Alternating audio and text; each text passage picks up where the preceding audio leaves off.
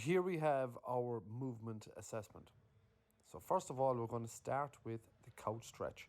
So this here is like a rec fem quad stretch, and I want to see, can we find hip extension, okay? I want you to video both sides like this. So video one with the left leg, one with the right leg facing forward, and just change the camera angle to both sides. You want to get the shin vertical to the wall and look for a straight line from the knee, the hip to the shoulder, keeping the elbows up out in front. Then the next movement is just going to be like a 90-90 rotation. So we want to start with the bum firmly on the ground and your knees bent at 90-90. So we're looking for hamstring and calf.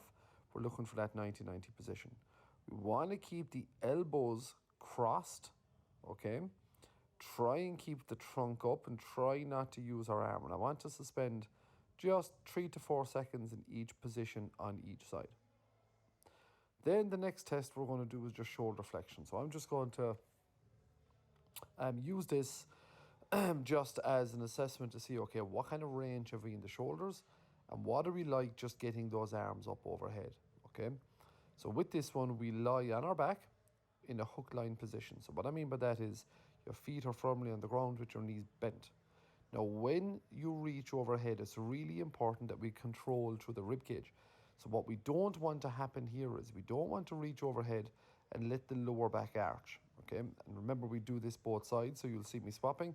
I want you to do 3 reps on one side, then turn around and do 3 reps on the other side.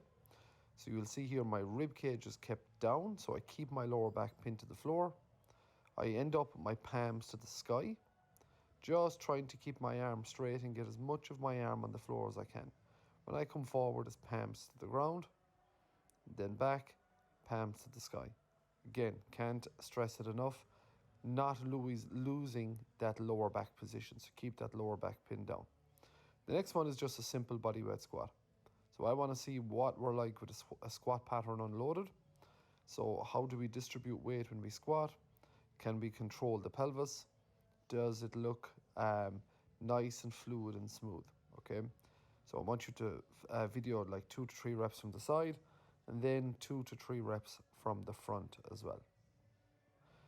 Then the next one we're going to look at is the static lunge, all right? And what this is it is our like dynamic stability exercise, right? So we're looking here to see what we're like from a stability standpoint.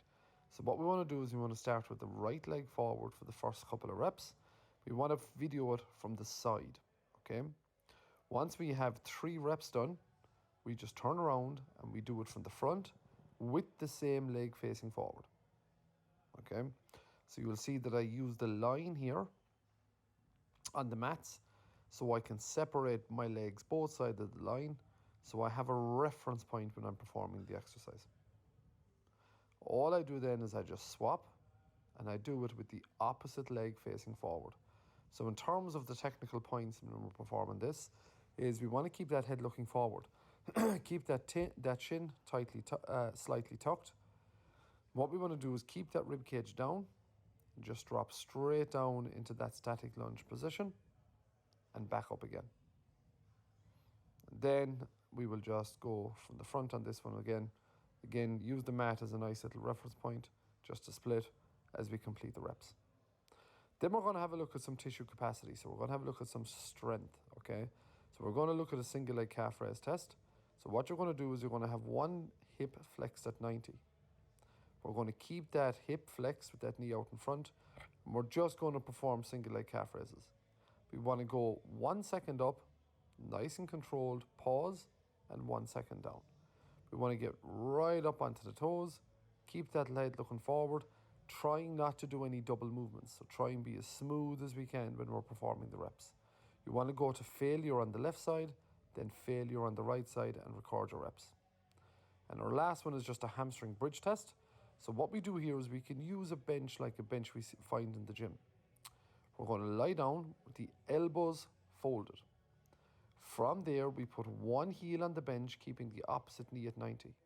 Now, what's really important is if you look at the knee position on my right knee, we want to keep that slight bend on the right knee. So as I bridge up, I keep that slight bend, not allowing that knee fully straighten and back down again. When I come up into extension, I work right up, I pause for a second, and I'm back down again. Record your reps on the left leg and then record your reps on the right leg.